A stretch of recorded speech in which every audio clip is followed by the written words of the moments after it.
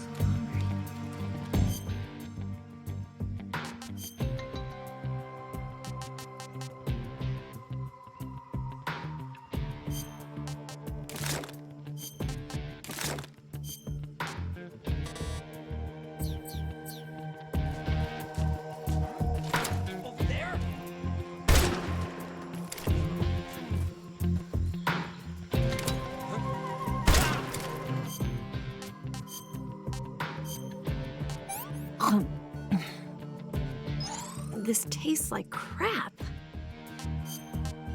Oh, yuck.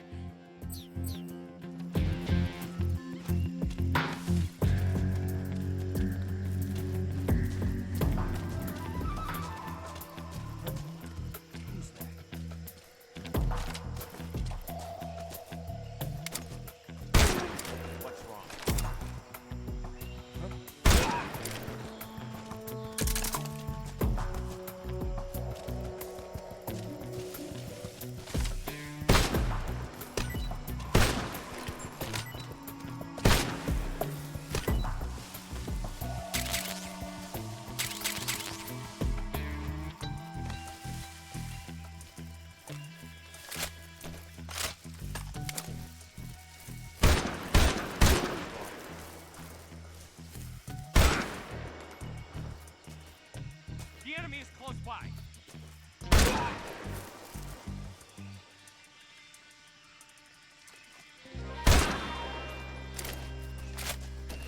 The enemy's here.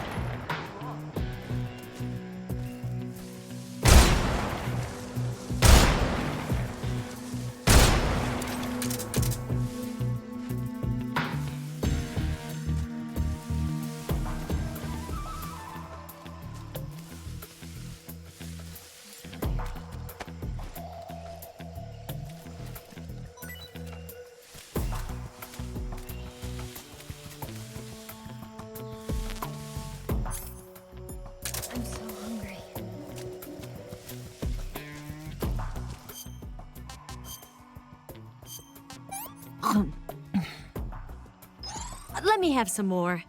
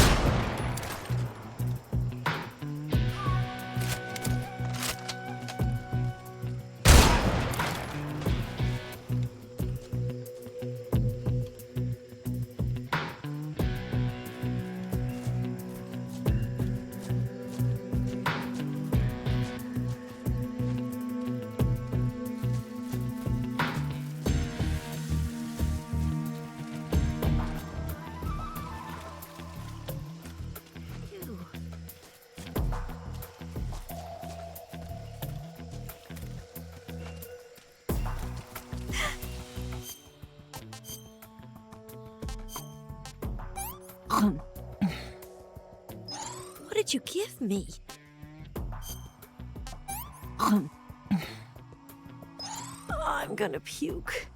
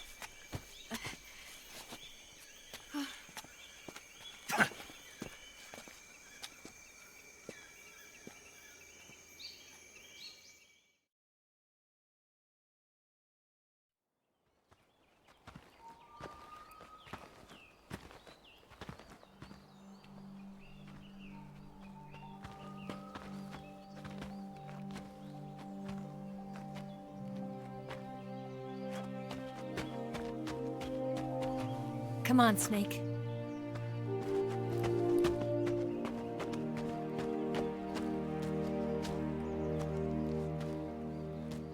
We made it. We made it. Over there.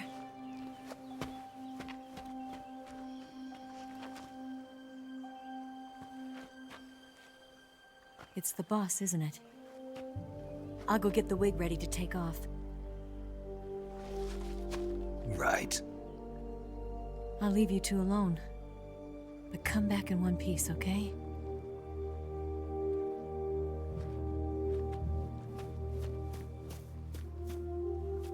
Promise me!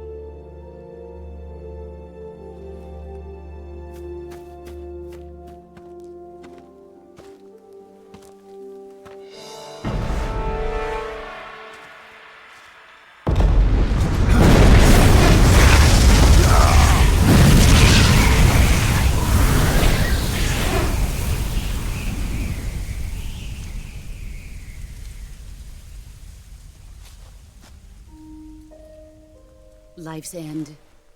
Isn't it beautiful? It's almost tragic. When life ends, it gives off a final lingering aroma. Light is but a farewell gift from the darkness to those on their way to die. I've been waiting, Snake, for a long time.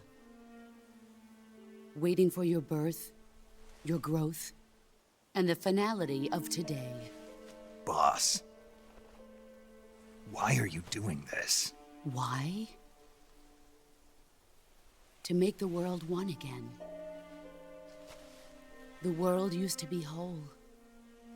But with the end of the Second World War, the philosophers began to fight amongst themselves, and the world was torn apart.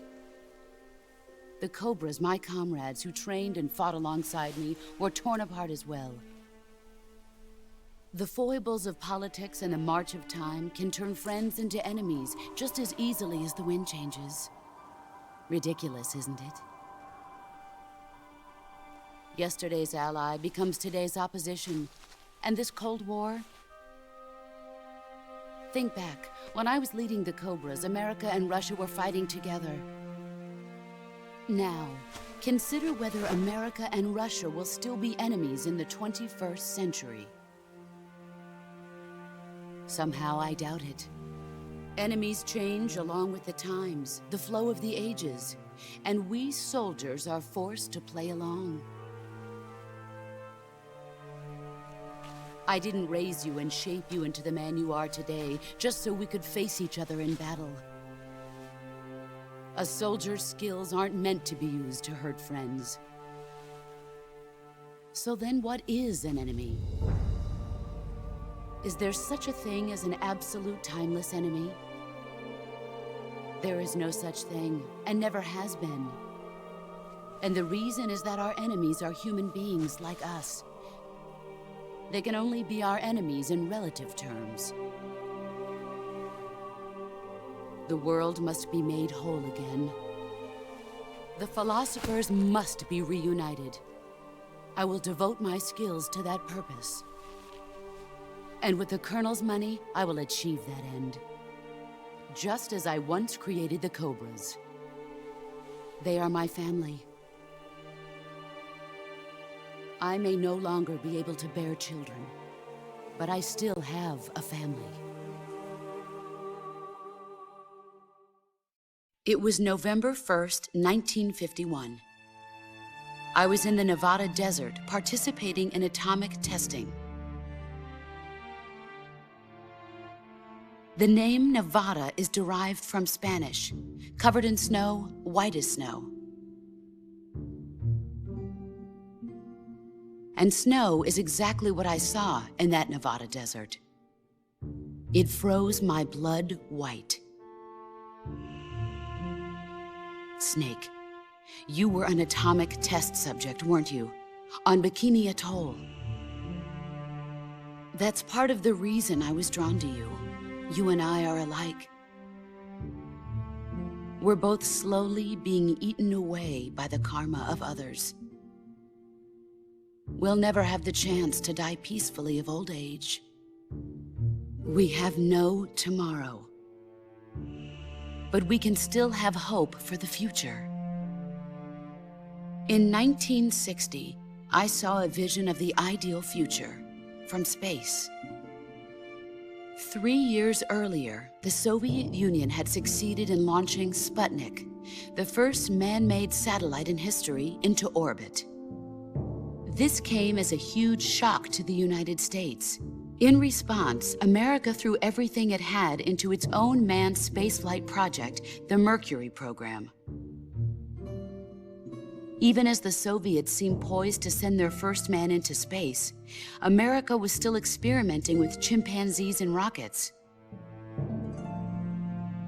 The government wanted human data. So they secretly decided to send a human being into space. I was the one they chose. At the time, they didn't have the technology to block out cosmic rays, and whoever they sent up would inevitably be exposed to heavy radiation. That's why they chose me. After all, I'd already been irradiated once. Of course, you won't find any of this in the history books. I could see the planet as it appeared from space. That's when it finally hit me. Space exploration is nothing but another game in the power struggle between the US and the USSR. Politics, economics, the arms race, they're all just arenas for meaningless competition. I'm sure you can see that, but the Earth itself has no boundaries. No East, no West, no Cold War. And the irony of it is, the United States and the Soviet Union are spending billions on their space programs and the missile race, only to arrive at the same conclusion. In the 21st century, everyone will be able to see that we are all just inhabitants of a little celestial body called Earth. A world without communism or capitalism, that is the world I wanted to see. But reality continued to betray me. In 1961, I was sent to Cuba, to Bahia de Cochinos. It was part of a CIA-sponsored invasion under the guise of taking Cuban exiles back to their country. But the US government betrayed them. Our weak-kneed president held back their air support. Defenseless, the exiles were annihilated by the Cuban army. All I could do was watch in silence. I was set up by the very country I'd sacrificed so much for, by the very government I dedicated my life to defending. I was driven from the surface world, and I went underground. Then, 2 years ago, I faced the sorrow, my old comrade in battle. He was my friend. But one of us had to die. I was left with no choice. The sorrow gave his life for me. There is no enmity between us. One must live, and one must die. That was the mission. The ones who gave me that mission were the philosophers. Early in the 20th century, the true holders of power in the United States, the Republic of China, and the newly formed Soviet Union gathered together in a secret meeting that would later be known as the Wise Men's Committee. The secret pact they formed there marked the beginning of the philosophers. But the last of the original members died in the 1930s. After that, the organization began to run out of control, and the Wise Men's Committee degenerated into a mere shell of its former self. The philosophers of today have no sense of good or evil. Their influence extends to countries and organizations involved in every aspect of every war. They have become war itself. That's how they operate. The sacrifices of war cause a shift in the times. This shift leads to renewed conflict, and in turn triggers the next war. Like a nuclear chain reaction, each conflict sparks countless others, forming an endless spiral that will continue on for eternity. Do you understand what I'm saying, Snake? By consuming me and you, the philosophers intend to keep that cycle going forever. It was my father who explained all of this to me. He was one of them. You see, I am the last remaining child of the philosophers. But after he revealed the truth, my father was killed by that same shapeless, formless organization. And my father isn't the only thing the philosophers have taken from me. In June of 1944, the Cobras and I took part in the landing at Normandy. We'd been given a top-secret mission to locate and destroy enemy V-2 rocket installations. I was pregnant at the time. The sorrow was the father. I gave birth on the field of battle. A beautiful baby boy. But my child was snatched away from me by the philosophers.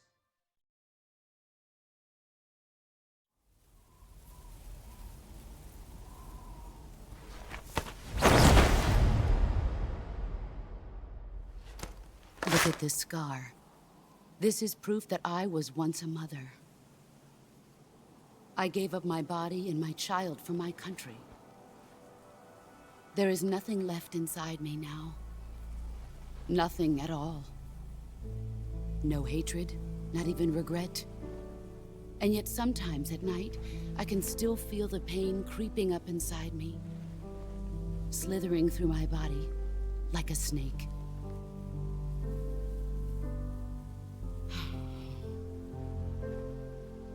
I've never talked this much about myself before.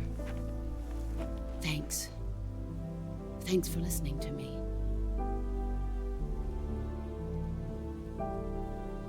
I feel content. Snake? Commence the operation. I raised you. I loved you. I've given you weapons, taught you techniques, endowed you with knowledge. There is nothing more for me to give you. All that's left for you to take is my life, by your own hand. One must die, and one must live. No victory, no defeat. The survivor will carry on the fight. It is our destiny. The one who survives will inherit the title of boss. And the one who inherits the title of boss will face an existence of endless battle. I'll give you 10 minutes. In 10 minutes, MiGs will come and bomb the hell out of this place. If you can beat me in less than 10 minutes, you'll be able to escape in time. Let's make this the greatest 10 minutes of our lives, Jack. Boss. You're a soldier. Finish your mission. Prove your loyalty. Face me. Come. Excellent, Jack.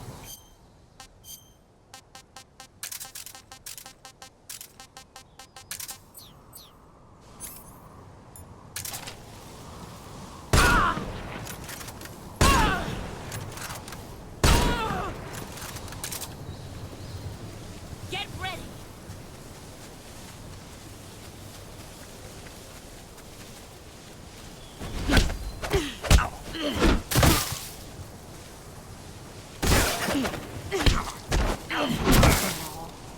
All these years were nothing to show. Time to go.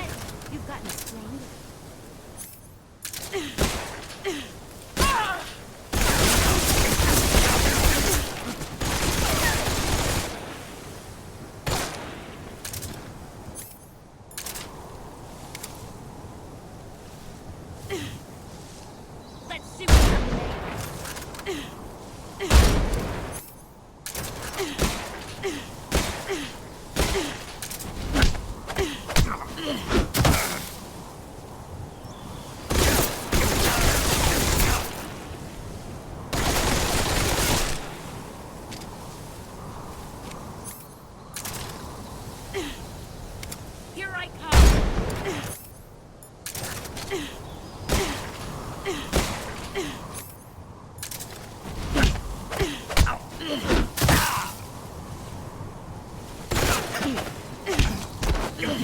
to play rough. Pathetic. Time to play rough.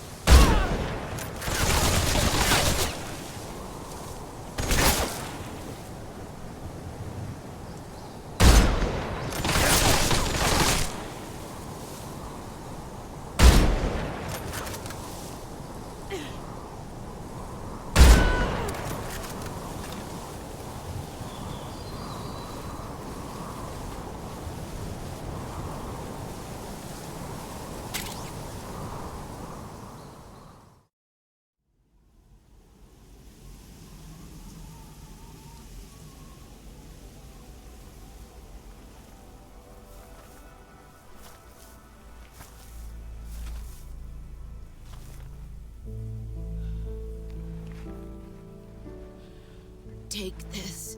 Keep it safe.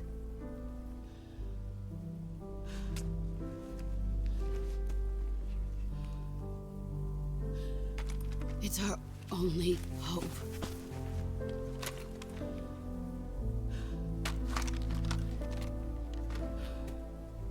A patriot? Why are you giving me this? Jack.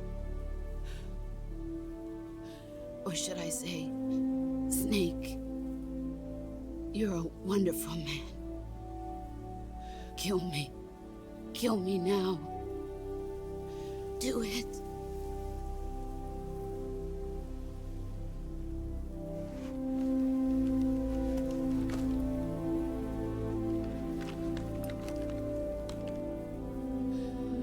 There's only room for one boss and one snake.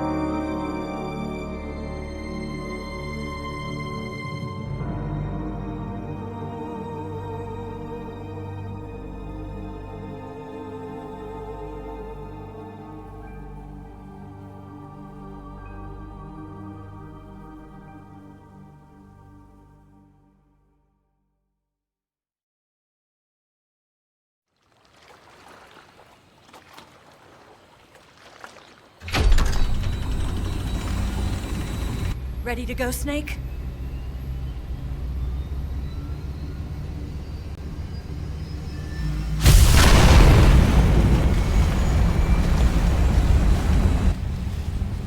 Are you okay?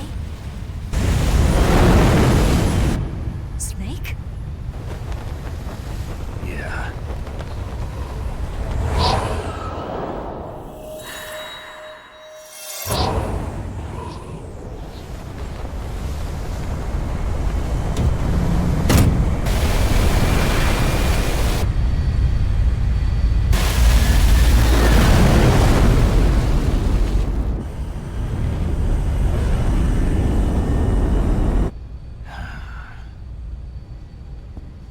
I told you you could trust me.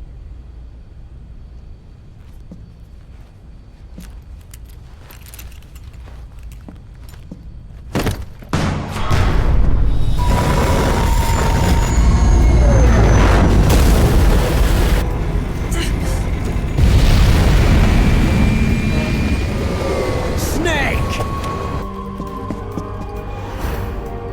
Ocelot! We're not done yet!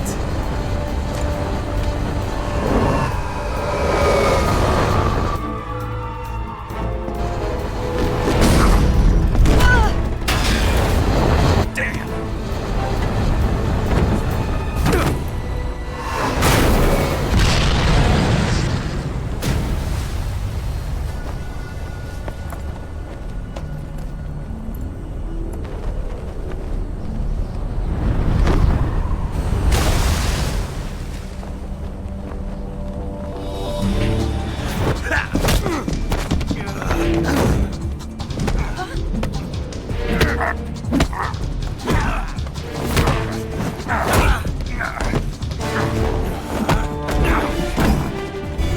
Too heavy!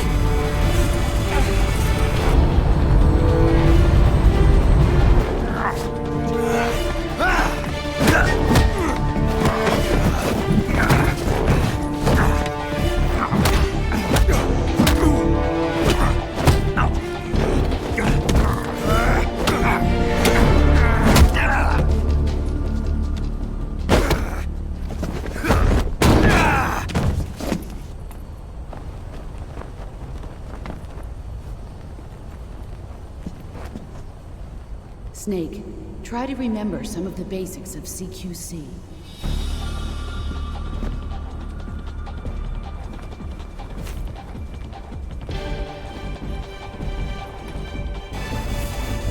Not good!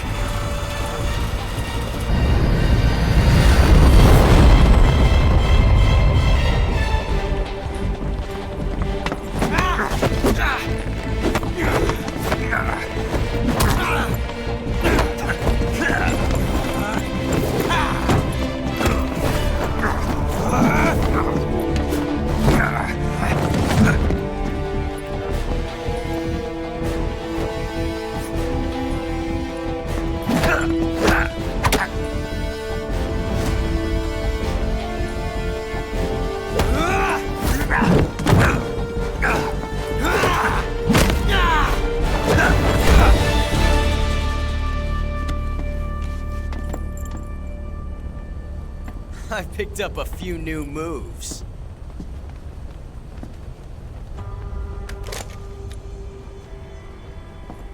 Huh. It doesn't feel right to shoot an unarmed man. But I'll get over it. Eva!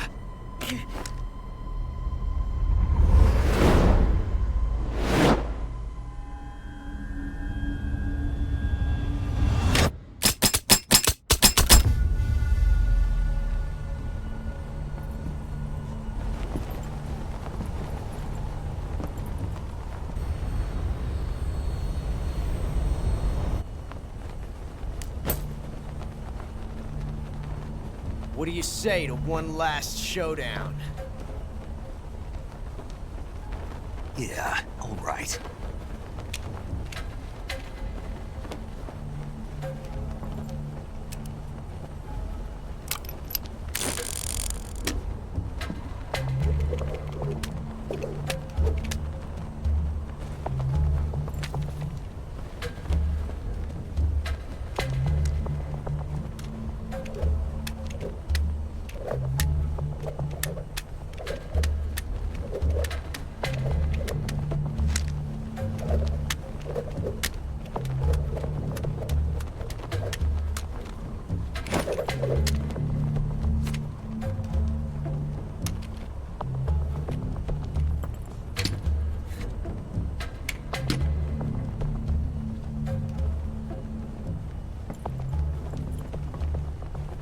What's your name? Snake. No. Not that name. You're not a snake, and I'm not an ocelot. We're men with names. My name is Adamska. What's yours? John. Very well, John. Plain name. But I won't forget it.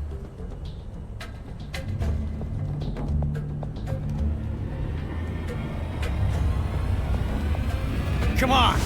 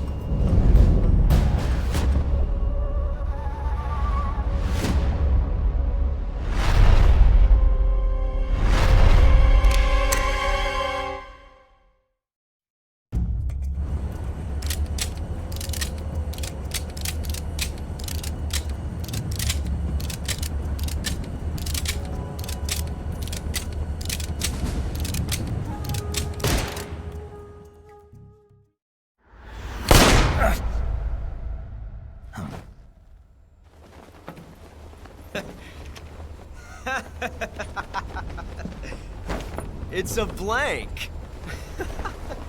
Oh, that was fun.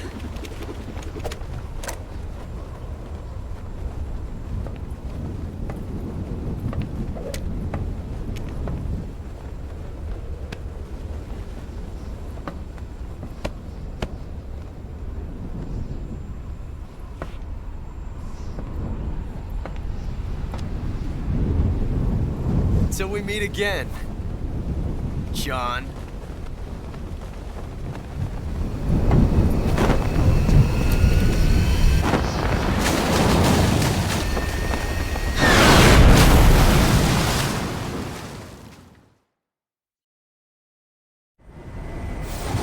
Snake! Give me a hand! Pull!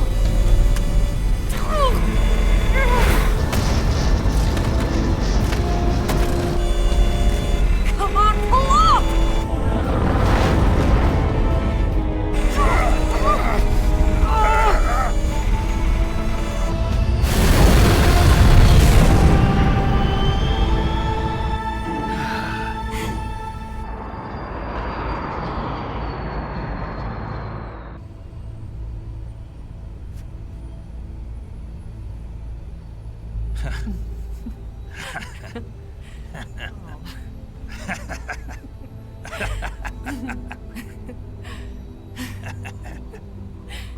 We made it. Yeah, we sure did.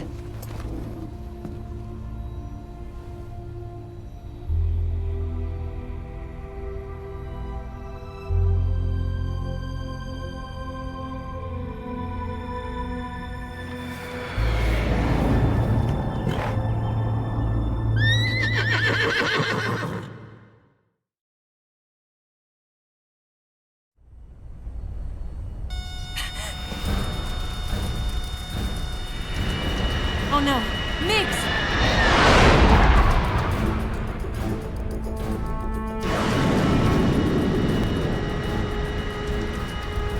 There's no way out! What are we gonna do? We've come too far to let them stop us now.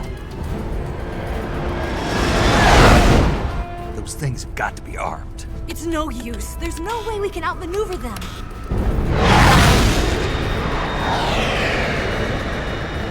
They're gonna shoot us down. We were so close. Weapon systems on. Locked on target. I got towed. You were great, Eva.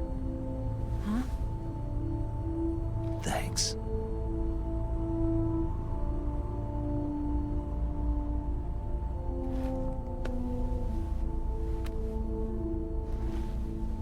Oak 19, this is Control. Stand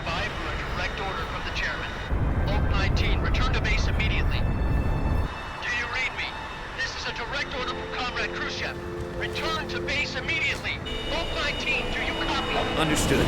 Aborting mission. RTB. Look! The MiGs are turning back! Woo!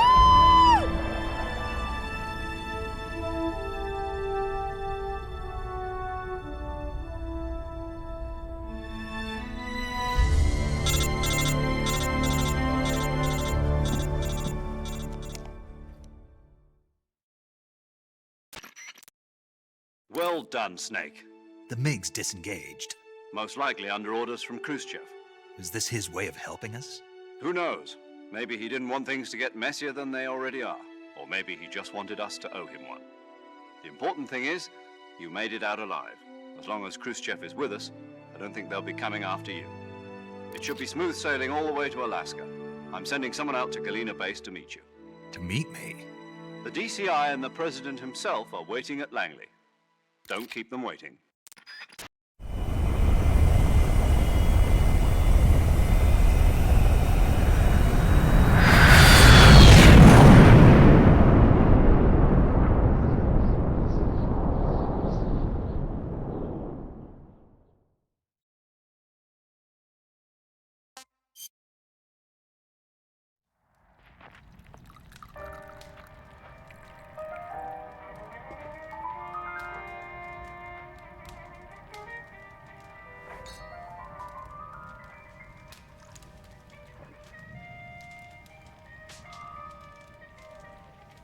So what are you going to do now?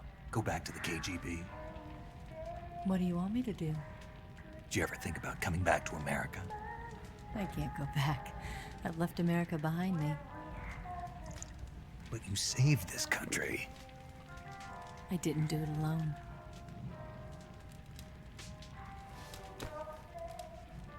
And I still owe you a dinner.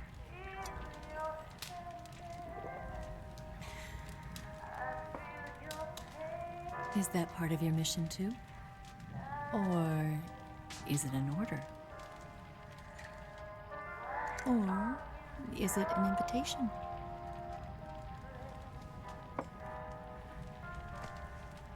Or a proposal?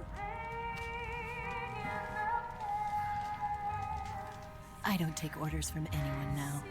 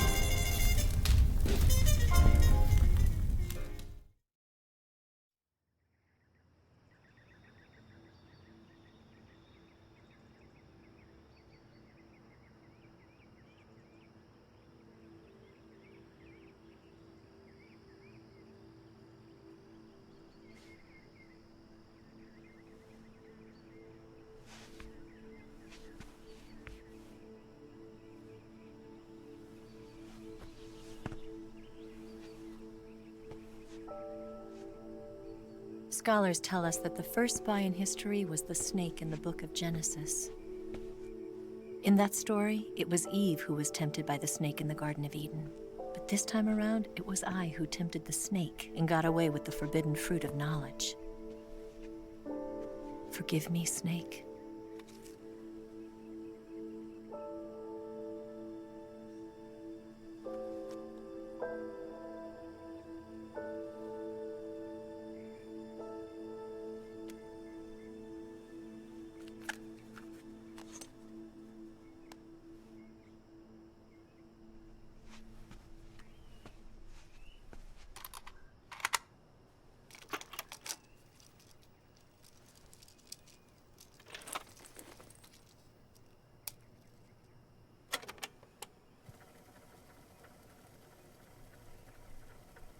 Good morning, Snake. I hope you slept well. First of all, I have to apologize. I wasn't sent by Khrushchev. I'm not a KGB spy, and I never worked for the NSA. I'm an agent of the People's Republic of China for the General HQ 2nd Department of the People's Liberation Army. It was all a lie. I tricked you. And I'm sorry.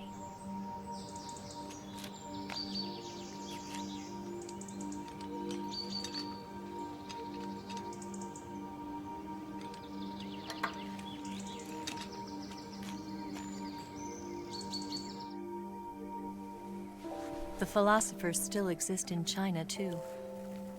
You see, my mission was to find out where Volgin was hiding the philosopher's legacy and steal it.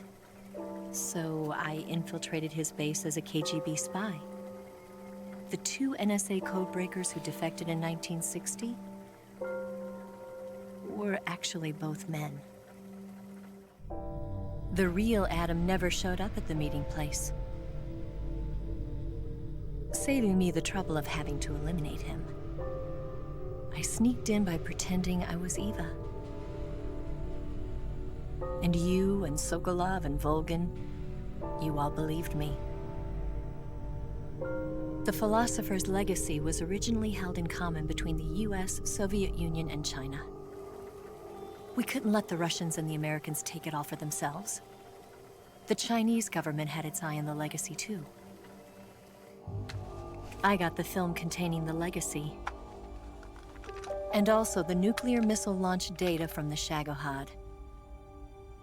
5 years ago, the Soviet Union stopped supplying us with nuclear weapons technology. Since then, China's Liaodong easing, hydrogen bomb, and space rocket projects have fallen behind.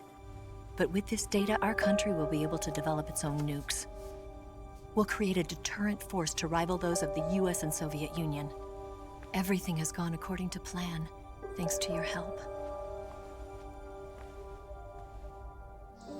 I, too, am one of the philosophers. I'm an agent of the philosophers, a graduate of one of their charm schools. I was raised in a joint US-Soviet-Chinese facility to become a sleeper agent. This was before the war. Back then, they were collecting children from all over the world. As a result, I'm indistinguishable from a native-born American. So it didn't surprise me when you and Volgin couldn't tell the difference. But she knew right from the beginning. She knew because before the war, she was at one of the philosopher's schools too, as an instructor. The boss was the only one I couldn't fool. She was the only one who knew I was a fake. She told me everything. Why did she open her heart to me like that? At the time, I couldn't understand it. But now, I think I do. Snake. She wanted you to know the truth. She chose me to tell you. That's why she saved my life. I've lied to you so many times, but not this time. My orders from the government were to obtain the legacy and to eliminate everyone who knew the truth about what happened. In other words, I'm supposed to kill you.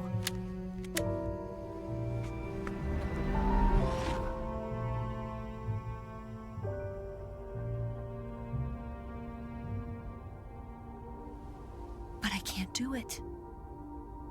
Not because we loved each other. And not because you saved my life. But because I made a promise to the boss. And I intend to keep it. I just wanted you to know. And you have to live.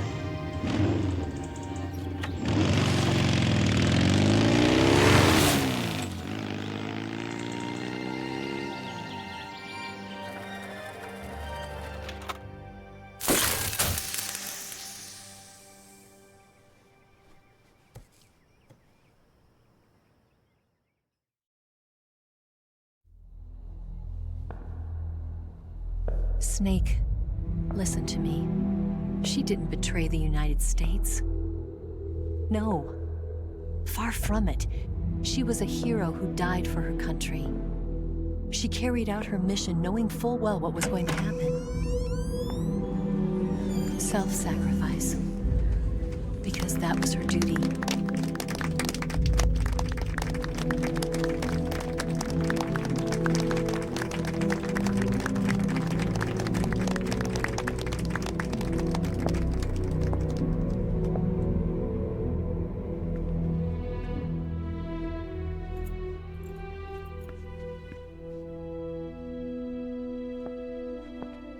You are above even the boss. I hereby award you the title of Big Boss.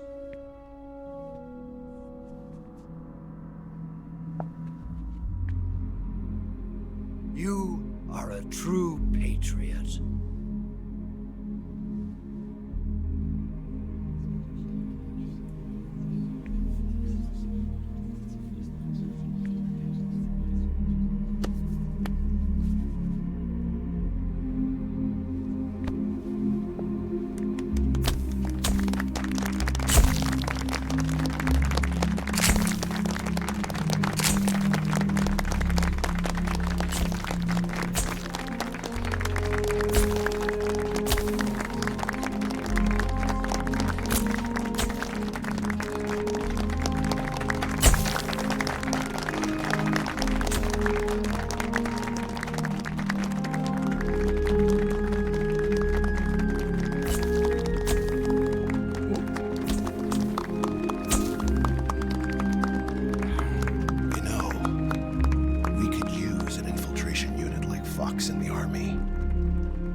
Someone like him to handle our top secret sneaking missions for us.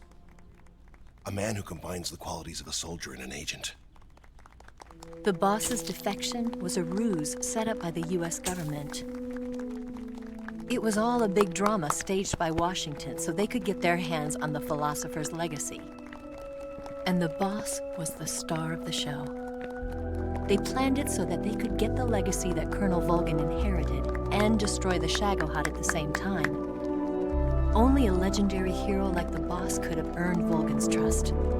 Finding out where the philosopher's legacy was hidden was to be her greatest mission. Everything was going according to plan.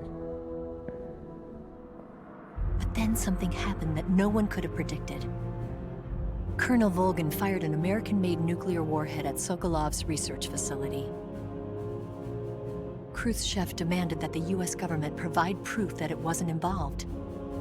They couldn't just abort the operation to steal the legacy. So the operation itself was greatly expanded and revised. The authorities in Washington knew that in order to prove its innocence, they'd have to get rid of the boss, and that one of their own would have to do the job. The public couldn't be allowed to find out about it. Not ever. This, they concluded, would be the best way to keep the whole thing under wraps. The boss wouldn't be allowed to come back home alive, and she wouldn't be allowed to kill herself. Her life would be ended by her most beloved disciple. That was the way the government wanted it. That was the mission she was given, and she had no choice but to carry it out. Her death at your hands was a duty she had to fulfill. Out of duty, she turned her back on her own comrades. A lesser woman would have been crushed by such a burden. The taint of disgrace will follow her to her grave. Future generations will revile her. In America as a despicable traitor with no sense of honor. And in Russia as a monster who unleashed a nuclear catastrophe.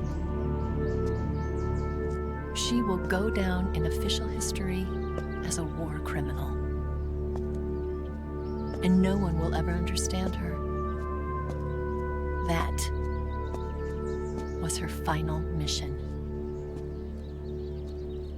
And like a true soldier, she saw it through to the end.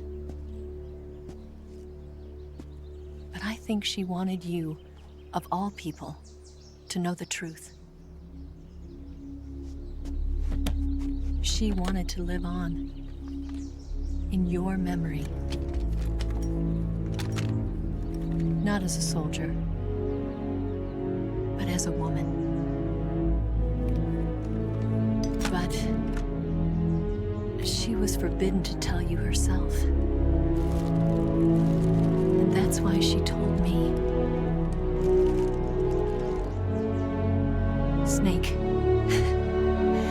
history will never know what she did. No one will ever learn the truth. Her story, her debriefing, will endure only in your heart.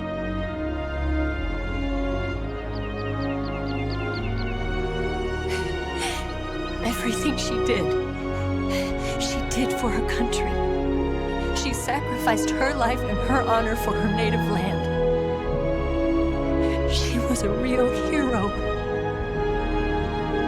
She was a true patriot.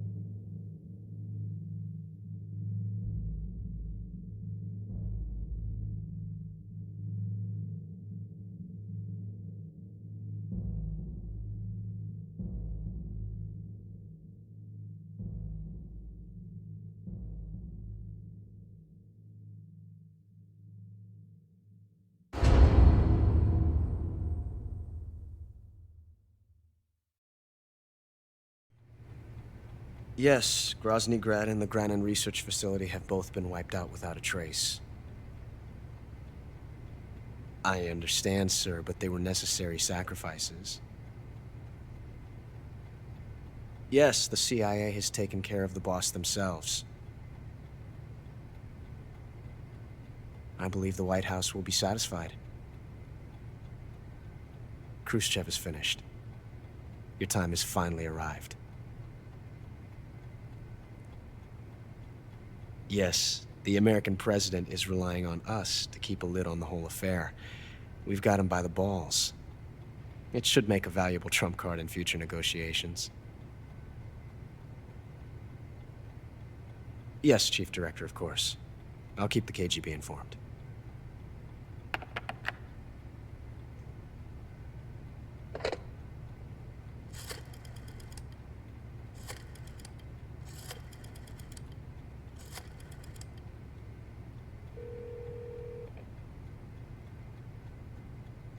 Yes, it's me. The boss has accomplished her mission. The philosopher's legacy is now safely with us, in America's hands. With this money, yes, the philosophers can finally be revived.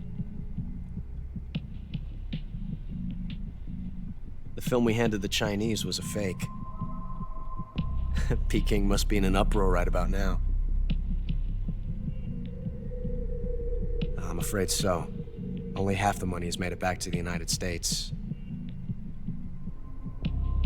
The KGB must still have part of the legacy.